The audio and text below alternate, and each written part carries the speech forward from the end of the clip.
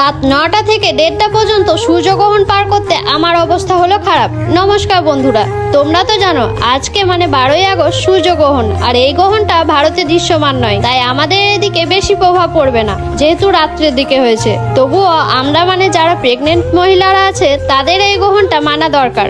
সেই জন্য আমি মায়ের বাড়ি চলে এসেছি, কারণ 10টা বেজে গেলেই বরের অনেক ঘুম পায়। আর এখানে যেহেতু সবাই আছে তাই গল্প করে টাইমটা বেশ পেরিয়ে যাবে। নর্মালি 1:30টা পর্যন্ত জাগতে হলে কোনো ব্যাপার না, কিন্তু গ্রহণের সময় আমাদেরকে হাত পা সোজা করে থাকতে হবে, ব্যাকা করতে পারবো না। আরো অনেক নিয়ম আছে যেগুলো মানতে হবে, তাই একটু বেশি কষ্ট হচ্ছে।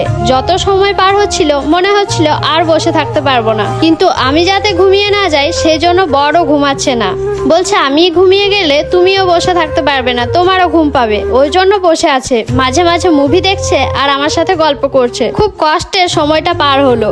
আর আমার মতো কারা কারা এই গ্রহণটা নিয়ম মেনে পালন করেছো অবশ্যই কমেন্ট করে জানিও। যাই হোক, গ্রহণ শেষ হবার পর এত রাতে স্নান করলে ঠান্ডা লেগে যাবে, তাই কাল স্নান করব। আজকে শুদ্ধ জামা পরে মাথায় গঙ্গা জল নিয়ে নিলাম। তো আজকের মতো টাটা, দেখা হবে আবার নেক্সট ভ্লগে।